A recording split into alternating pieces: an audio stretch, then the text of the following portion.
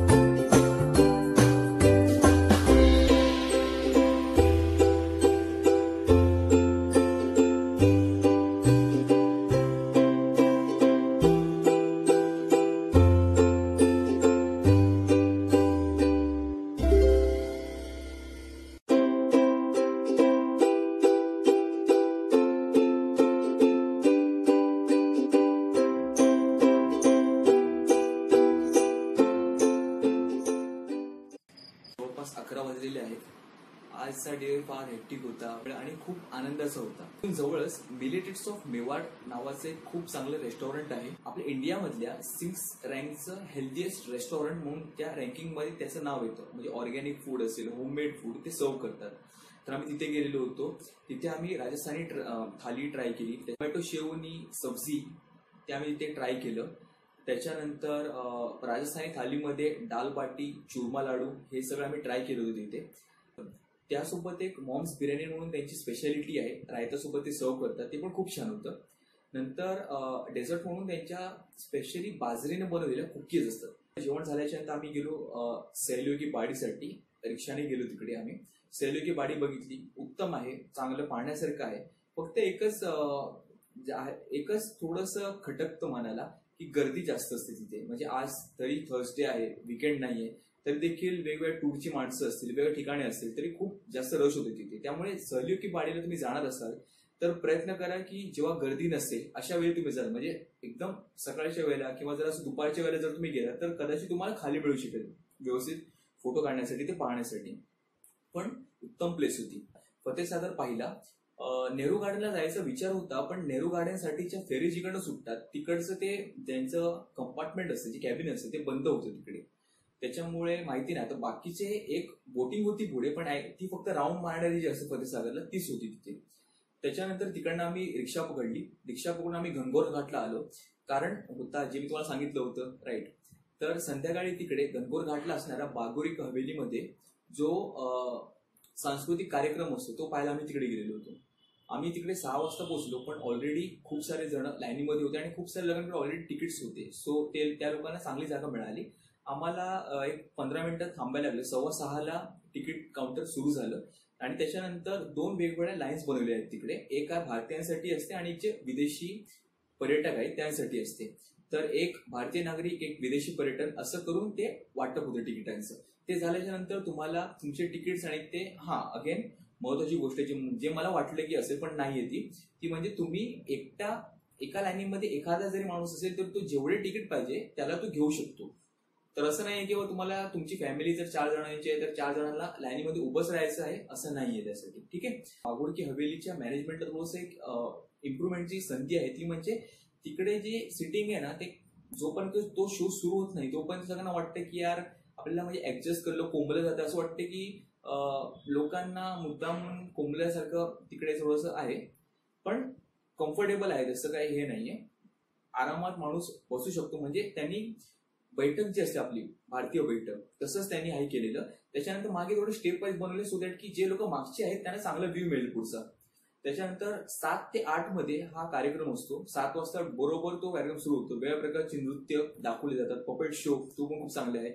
आणि त्या नृत्यांगना ज्या म्हणजे एक आहे त्यांपैकी आजी बोलू शकतो आपण त्यांना, 72 वर्ष 72, पण डोक्यावरती 7 ते 11 हंडी घेऊन बॅलन्स करणं. कधीही उदयपूरमध्ये आलात तर तो कार्यक्रम म्हणजे बागोर की हवेलीमधला जो सांस्कृतिक कार्यक्रम आहे त्याला धरोहर म्हणतात. त्याला मिस करू नका, मस्ट वॉच आहे.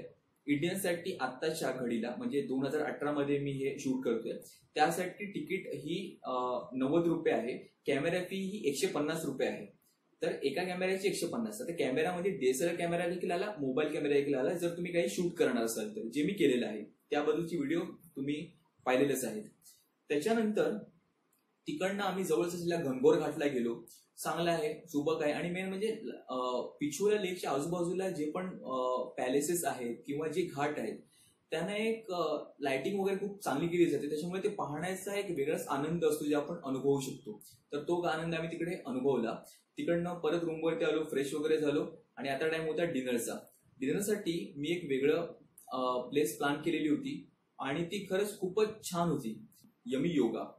तर आम्ही दुपारी जे मिलिटरीज ऑफ मेवाडला गेलो होतो तिकडनं थोडंसं पुढे हे आहे. ऐकलेलं होतं ते सर्व खरं होतं. त्यांची सर्व्हिस माइंड ब्लोइंग आहे, ट्रस्ट मी. तिकडे पंपकिन करी म्हणून पदार्थ मिळतो.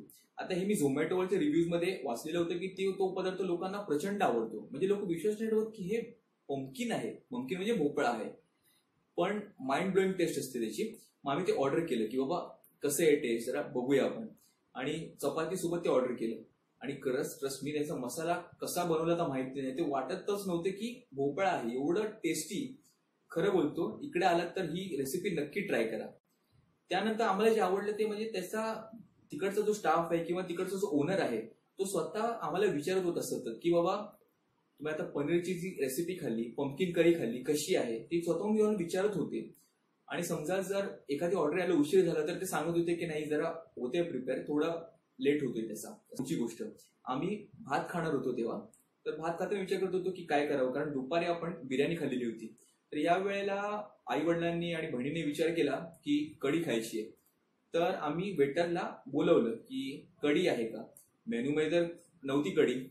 त्या वेटर पण हिंदी भाषिक नाही वाटलं मला, पण त्याला नीट कळत नव्हतं की बाबा कढी म्हणजे काय पदार्थ आहे. तर त्याचा ओनर हा स्वतः पुढे आला की बाबा काय हवंय सर तुम्हाला. तर आम्ही बोललो की कढी म्हणजे जी असते तर मग ती आहे का. तर तो बोलला की मेन्यू मध्ये नाहीये पण मी तुम्हाला बनवून देऊ शकतो. म्हणजे आता त्यासाठीच हे सांगणं किती सोपं होतं की बाबा नाही आमच्याकडे कढी, तुम्ही काहीतरी वेगळं ऑर्डर करा, आमच्याकडे हेच आहे. पण तो ऍटिट्यूड आहे ज्याप्रमाणे कस्टमरसाठी आपण जे करतो किंवा जी भावना असते किंवा जो सर्व्हिस आहे ती माइंड ब्लोईंग. कारण त्यांच्या स्टेअर्सवर नाही आणि तिकडे कस्टमर सर्व्हिसचं एक पोस्टर लावलेलं होतं, तुम्ही पाहिलं पण होतं कस्टमर सर्व्हिस. पण ते फॉलो करत असेल कारण खूप लोक बोलणारे असतात, पण हे फॉलो करणारे होते. Genuinely hats off guys. त्यानंतर कढी आली. कढी देखील ही आपल्या महाराष्ट्रीयन कढी जी जशी थोडीशी दहीपासून बनवलेली असते, थोडीशी आंबट असते, ही थोडीशी स्पायसी टच देणारी होती. तडका दिलेला होता त्याला, त्याच्यामुळे त्याची टेस्ट ही खूपच छान होती. आम्ही खाल्लं आणि तिकडनं निघालो. बिल मात्र 800 रुपये. खरंच 800 रुपये. आणि रूफटॉप, चांगलं खाणं, नवीन रेसिपीज, कुठे न मिळणार अशी सर्व्हिस जी बाबा मेन्यू मध्ये नसताना देखील दिलेली सर्व्हिस मानलं. आणि तिथे खूप छान गोष्ट आहे, तिथे खालून येताना म्हणजे मी त्यांना बघितलं पण माझ्या बहिणीने हे ऑब्झर्व केलं की तिकडे लिहिलं होतं की तुम्हाला तुमची ऑर्डर झाल्याच्या नंतर ना एक ते बाउल घेऊन येतात आणि त्या बाउल मधनं एखादी चीट तुम्हाला उचलायची असते आणि त्या चीट उचलल्याच्या नंतर त्याच्यामध्ये जे काही असतं ते तुमचं कर्म आहे किंवा एखादे सुविचार लिहिलं असतं त्याच्यामध्ये. तर आम्ही जेवल्याच्या नंतर ते बाउल वगैरे घेऊन आले. म्हणजे एक वेगळं म्हणजे कस्टमरला आठवणीत राहील असाच एक्सपिरियन्स होता नेहमीचा. आणि तिथे एक घंटा पण ठेवलेली होती की जर तुम्हाला जेवण आवडलं तर ती घंटा वाजवायची. आणि तर आम्ही नक्की वाजवले. मी ऑलरेडी ते पाहिले व्हिडिओमध्ये. आई, बहीण, वडील त्यांनी वाजवली घंटा आणि ते खूप खुश होते. आणि मी पण स्वतः त्या रेस्टॉरंटच्या ओनरशी बोललो की तुम्ही एवढं चांगलं काम करताय, ते नवीन्यपूर्ण पदार्थ असतील, मेन्यू मध्ये नसताना देखील कस्टमरने रिक्वेस्ट केलं म्हणून काही देणं असेल किंवा सतत विचारणं असेल की बाबा मी कसं केलंय, व्यवस्थित आहे की नाही, हे आता कॉमन नाहीये एवढं. आणि त्यासाठी रिस्पेक्ट केलाच पाहिजे त्यांचा. रात्री आम्ही आमराई घाटला गेलेलो होतो. तिथे सिटी पॅलेसचा व्ह्यू लाइटिंगमुळे ऑसम दिसतो, नक्की बघा. तिकडनं आमराई घाटच्या समोरच्या दिशेला जिथे लेक पॅलेस आहे, ताज लेक पॅलेस आहे, तो जगमंदिर हा फार छान दिसतो. आणि तिथे लोक गिटारवरती म्युझिक प्ले करत होती मुलं, काही लोक फ्रेंड सोबत होते. म्हणजे फार चांगला प्लेस होता जिथे काही निवांतपणा होता, हवेत गारवा होता. तर असा होता आपला उदयपूरचा पहिला दिवस. त्याच्यामध्ये आपण सहलियो की बाडीला गेलो, फतेसागर लेक केला, गणगौर घाट केला, बागोरी की हवेली मधला सांस्कृतिक कार्यक्रम पाहिला आणि त्याच्यानंतर आमराई घाटला गेलो. 2 वेळा व्हेज रेस्टॉरंट मध्ये गेलो. दोघांची चव उत्तम, दोघांचं हटकेपणा दिसून येणार आहोत. तर जेव्हा पण तुम्ही उदयपूरमध्ये याल, हे 2 मी रेकमेंड केलेले रेस्टॉरंट्स नक्की पहा, तिकडे व्हिजिट द्या आणि टेस्ट करून बघा आणि मला कॉमेंटमध्ये खाली कळवा नक्की कसं वाटलंय तो. उदयपूर ट्रिपचा दुसरा दिवस आणि मी चाललोय चित्तोडगडला. सकाळी 6ची ट्रेन आहे आणि आता लवकर झोपलं पाहिजे कारण सकाळी 6ची ट्रेन आहे म्हणजे मला 4 वाजता उठायचं आणि लवकर निघायचंय. तर चला उद्या आपण भेटूया. तुम्ही माझ्यासोबतच राहा.